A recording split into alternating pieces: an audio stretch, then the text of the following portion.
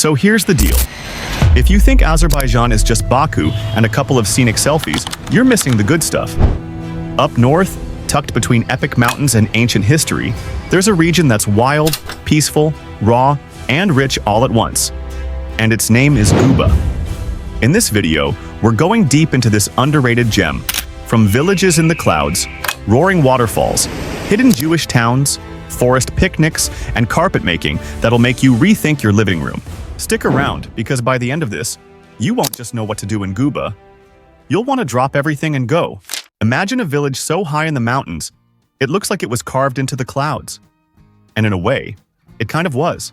That's Hinalik, one of the oldest and highest mountain villages, not just in Azerbaijan, but in the world.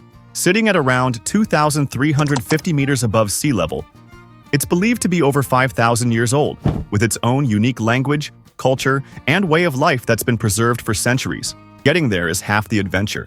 The drive from Guba takes about 1.5 to 2 hours depending on the weather. And the road? Let's just say it's not for the faint of heart. Twisting mountain passes, unpaved stretches, deep gorge and views that honestly look like drone footage even if you're just looking out the window.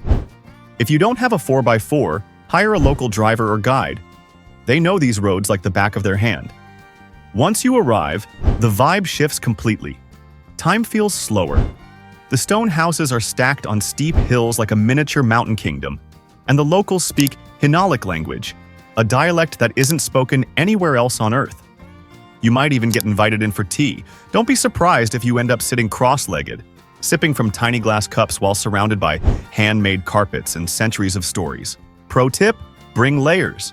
It's chilly up there even in summer. There's no big restaurant scene, but locals often offer meals to visitors. If you're into hiking, this place is a dream. There are trails leading up to even higher viewpoints, and on a clear day, you might catch a glimpse of Mount Shadeg in the distance. If Hinalik is Guba's wild high-altitude adventure, Getresh Forest is its peaceful, earthy soul. Just 10 to 15 minutes outside of Guba town, this forest is where locals escape to breathe, picnic, and unplug. And it's easy to see why. Towering beech and chestnut trees line the winding road, casting long shadows and cool shade even on the hottest summer days. The air smells like pine needles and firewood, and depending on the season, you'll see everything from wildflowers to autumn leaves painting the whole place gold. Getresh is not just a forest you walk through. It's a place you stay in. Families come here with full picnic setups, blankets, grills, samovars, the whole vibe. And if you didn't pack a feast, don't worry. There are small outdoor cafes and local restaurants scattered throughout the forest where you can grab freshly grilled kebabs, tandoor bread, and steaming tea served the Azerbaijani way. Now, if you're the kind of traveler who likes going off the radar, let me introduce you to a spot most tourists have never heard of: Haput.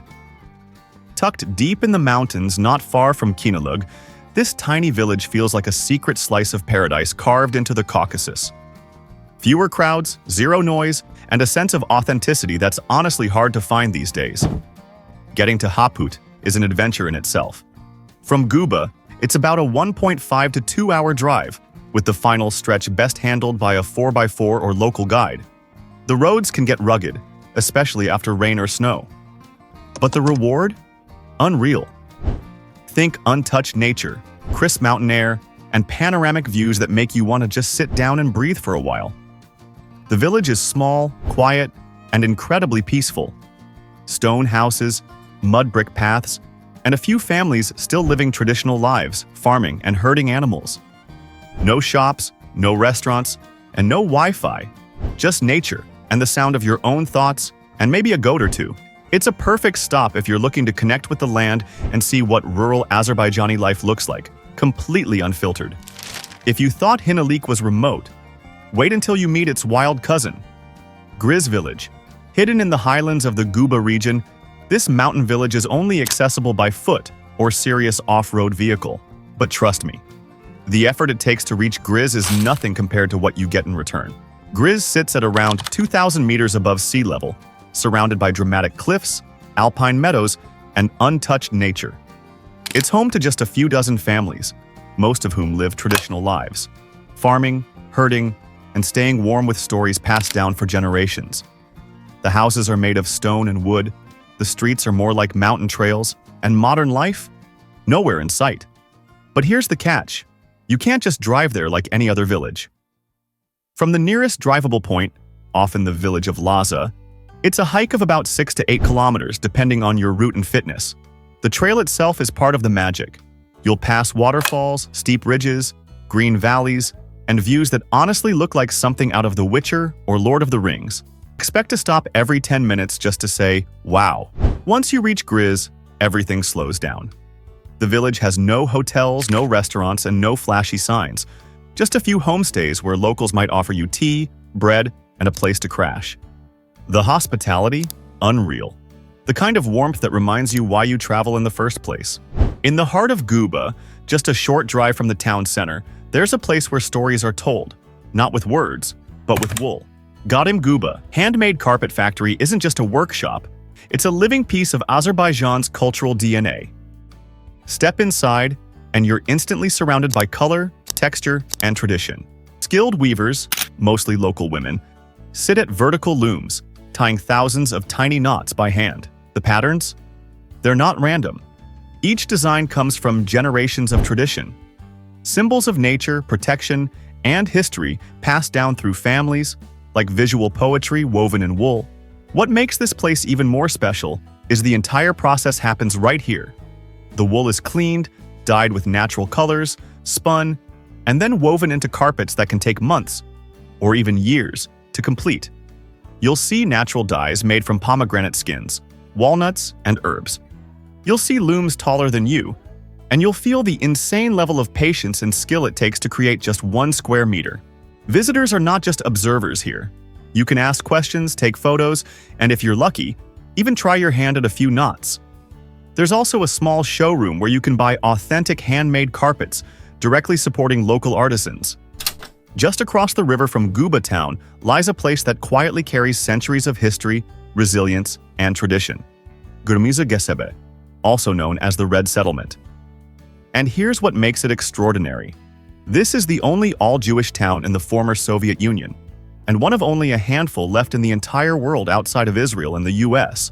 Known as the Jerusalem of the Caucasus, this peaceful town is home to the Mountain Jews, a unique Jewish community that has lived in the region for over 1,000 years. They speak Juhuri, a blend of ancient Persian and Hebrew, and have preserved their customs, religion, and way of life through invasions, empires, and eras of change. Walking through the Red Settlement feels like stepping into a living museum, but one that's very much alive. The streets are clean and quiet, lined with red brick homes, and you'll find 2 beautifully restored synagogues that are open to visitors. The Six Dome Synagogue and the Gilaki Synagogue. Both are architectural gems and symbols of the community's deep-rooted faith and identity. But now, it's time to switch gears. From stories carved in stone to landscapes carved by water. Because just when you think Guba couldn't possibly surprise you again, nature turns up the volume. Roughly 30 kilometers from Guba City, hidden deep in the mountains, lies the awe-inspiring Aforja waterfall. Towering at over 70 meters high, this waterfall isn't just scenic, it's cinematic. The moment you hear it thundering down into the forest below, everything else fades.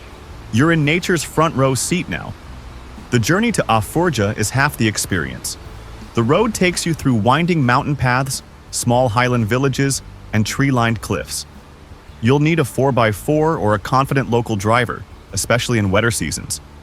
The road is unpaved and gets rough the closer you get. But that bumpy ride? Absolutely worth it. There's no entry fee, no big tourist infrastructure, just raw nature and the freedom to explore. You can walk right up to the base of the waterfall, feel the cold mist hitting your face, and even scramble up some nearby rocks if you're feeling adventurous. The vibe is peaceful but powerful, like the forest is putting on a show just for you. If you're still hungry for raw, untouched real, let me introduce you to Budug Village, one of the most isolated and traditional communities in northern Azerbaijan. If Guba is the gateway to the mountains, Budug is where the road disappears and the adventure truly begins. Located at around 2,200 meters above sea level, Budug is perched high in the Shadug mountain range. It's home to the Budug people, a small ethnic group with their own language, customs, and incredibly rugged lifestyle. This isn't your typical village visit. There's no paved road to Budug, and most travelers hike or go by horseback from nearby points like Hinnalig or Tangiald. You'll need a guide, you'll need good boots, and you'll need to be okay with zero phone signal. But what you get in return? Absolutely unreal. The landscapes are vast, silent, and wild. Rolling highland pastures, stone homes, shepherds moving with their flocks, and a sense that you're seeing a way of life that hasn't changed in centuries. The views are cinematic, the air is crisp, and the people, though few, are incredibly warm, often greeting visitors with tea and that signature Caucasus hospitality. And there you have it. A journey through the heart of Guba, from cloud-kissed villages to roaring waterfalls, quiet synagogues to vibrant carpet looms, and trails that lead not just through mountains but through time.